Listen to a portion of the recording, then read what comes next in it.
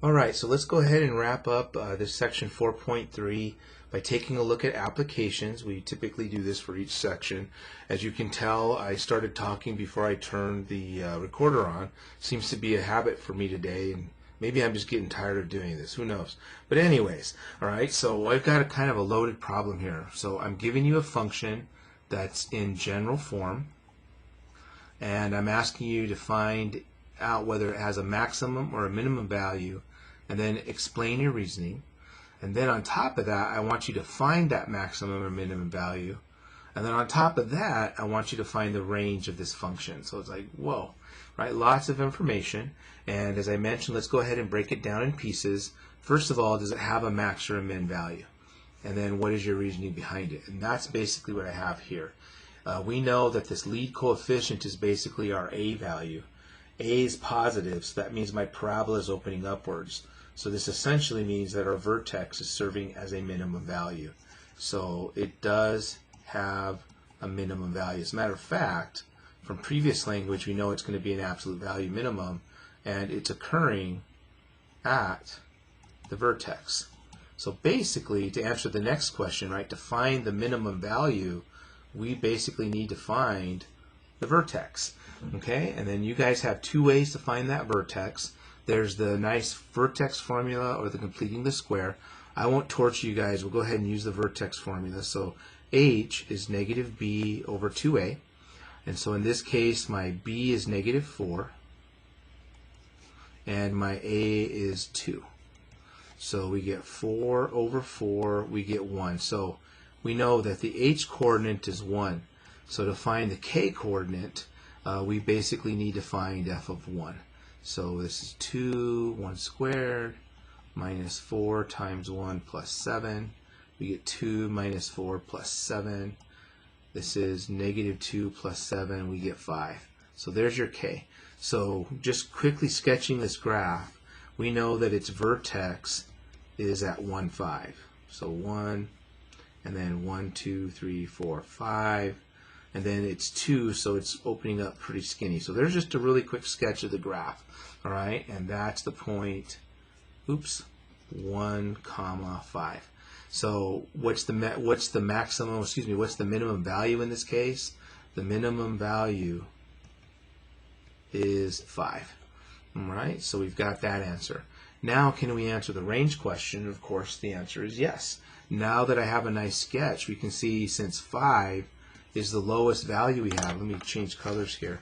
Right? Since 5 is the lowest value, that means we're assuming all the other values up above it. So I would say that the range for this function is 5 to infinity. And of course, we already know that the domain, since there's no red flags, right, is negative infinity to infinity. So we already knew the domain just by looking at red flags. But now that I get a really quick sketch, I can get the range. So there's an application, a maximum and minimum value, finding that max and min, and then actually using all this to find the range. That's a question we haven't done in a while. So nice revisit of that. All right. So let's go ahead. I think I have enough time for another problem here. Right? Yeah. Let's go ahead and we'll do this one. So this next one that I have is another word problem. Right? It says that a team of market researchers for algebra concepts determines that the profit function for selling their fraction software package is given by the function p of x equals negative 1/4 x minus 200 squared plus 12,500. X is the number of packages, and p of x is the profit in dollars. All right? So basically what this is telling me is you give me the number of packages we produced, I plug it into the function, I'll tell you the profit we're going to make. So that's what this is doing. So the first question they ask us is, what is the max profit? All right. So first of all, are we even going to get a maximum profit? And if we look at this, right, our p of x that we have here, let me rewrite it, is basically a parabola in standard form, right? And the a is negative 1/4. So that, of course, means that our parabola is, in fact, pointing downwards. So the vertex is where that maximum amount is. So what is the maximum profit? Just find the vertex. And so we can see that h is equal to 200 K is equal to 12,500. So the maximum amount of profit that we're going to make is $12,500 because that coincides with the vertex. Next question is how many packages are needed for the company to reach this maximum profit? Well, we know that, right? So 200 packages, it is what needed to create that maximum profit. All right, so there's A and B, again, just using the vertex, and we got lucky because the form's already in a nice, useful form for us. Part C, what number of packages creates no profit? So when I'm looking at C here, I'm basically trying to figure out when is my profit equal to 0. All right, so when do we not have any profit? When do we equal 0? So essentially that means we are going to solve the equation -1/4 x minus 200 squared minus 12,500 or plus, excuse me, equals 0. So we basically have to solve that equation. So we got to find x. So I think we can begin by subtracting that from both sides. That gives us -1/4 x minus 200 squared equals that. Right? I think the next move would be to multiply both sides by -4. That's a negative out there. A negative times a negative is a positive, and how about I will go ahead, I'll just do the math here. 12,500 times 4, that's 0, 0, 0, 2, 0, 1, 4. I'm getting 5. So this is 5, 1, 2, 3, 4. 50,000, right? And that's x minus 200 squared. All right, so to get x, my next move is to take the square root of both sides. That does impact a plus minus, okay? And so we're going to have to worry about that in a little bit here. And let me just double check my math. Let me break out a calculator here. I'm doing it on my, I don't have one handy with me, so 12,500 times 4. Yeah, I did my math right. So taking that square root, unfortunately it's not a very nice square root. I'm getting something like plus or minus 2, 2, 3, and how about we say 61.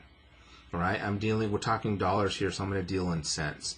So x minus 200, right, is equal to plus or minus $223.61. So if I add 200 to both sides, right, we get two values. We get 200 plus 223.61, and we get x equals 200 minus 223.61. So here we basically get 423.61, and over here we get a negative 23.61. Okay, and we're talking about x being the number of packages. So having a negative value, even though it came up in terms of our work, it doesn't make any real life sense. So that one we're going to throw out. But it looks like here, if we roughly estimate, it looks like 424 packages, right, will be the amount that will cause my company to have 0 profit. So we're going to have to be careful there, right? Because if we go past 424, you know, if we sketch this graph, its vertex is sitting here at 200 and at 12, and we found at about 424 it's hitting 0. So this graph is doing something like this. And so if we go past 424, that means I'm no longer dealing with a profit. I'm actually losing money. So that's not good. So we're going to try very hard maybe to stay right up in there, right? So keep production right around 200. All right, so there you go. There's some old stuff. So the new stuff with the vertex, and then revisiting the idea we're technically finding an x-intercept there, right? P of x equals to 0. That's something we haven't done in a while. All right, so I've got one more application coming up. There's a couple. Hopefully that gets you ready for your homework. See you a bit in the next video.